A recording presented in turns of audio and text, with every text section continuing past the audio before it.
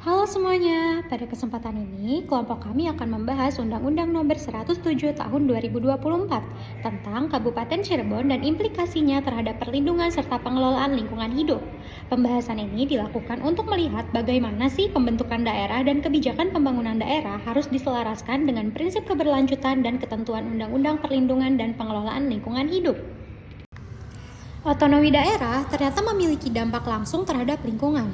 Undang-Undang Nomor 107 Tahun 2024 tentang Kabupaten Cirebon menetapkan struktur pemerintahan baru.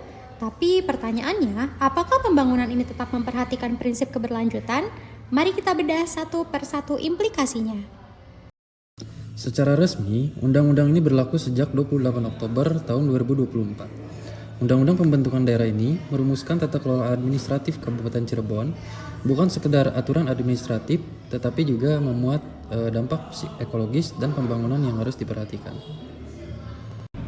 Secara administratif, Kabupaten Cirebon membawahi 40 kecamatan dengan pusat pemerintahan di Kecamatan Sumber.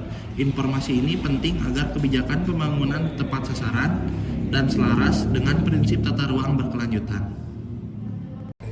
Wilayah Kabupaten Cirebon memiliki bentang alam strategis, mulai dari dataran rendah yang subur hingga pesisir utara berbatasan dengan Laut Jawa. Kondisi ini menuntut perlindungan ekosistem yang ketat karena setiap pembangunan berpotensi merusak lingkungan. Dalam analisis ini, kami merujuk pada pemikiran para ahli hukum lingkungan, seperti Dr. Denny Bram, yang mengkaji penerapan ekoetik dalam kebijakan daerah. Pendekatan ini membantu memahami kewajiban hukum sekaligus menjaga kelestarian lingkungan. Secara normatif, Undang-Undang Nomor 107 Tahun 2024 mewajibkan pembangunan daerah memperhatikan daya dukung dan juga daya tampung lingkungan, sebagaimana diatur di dalam Undang-Undang PPLH Nomor 32 Tahun 2009. Hal ini memastikan pembangunan tidak merusak ekosistem dan tetap berkelanjutan. Pemerintah Kabupaten Cirebon wajib mengintegrasikan kajian lingkungan hidup strategis atau KLHS dalam penyusunan tata ruang. Tujuan untuk mencegah degradasi ekosistem sejak dini dan menjamin setiap pembangunan lebih terukur dan aman. Salah satu persoalan krusial di Kabupaten Cirebon adalah abrasi pantai dan kerusakan ekosistem pesisir, terutama di Gebang dan Gunung Jati. Kondisi ini menuntut penanganan yuridis yang serius dan sinkronisasi undang-undang serta perda.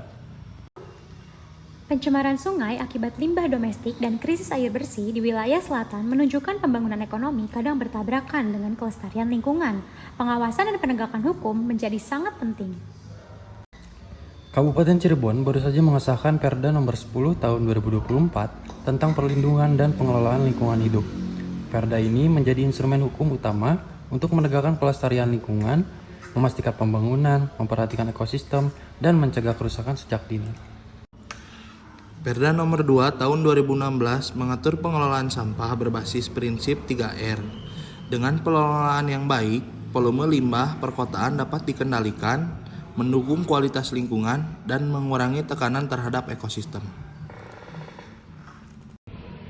Kampung Adat Keputihan di Weru tetap konsisten menjaga kearifan lokal melalui aturan adat bangunan yang ramah lingkungan.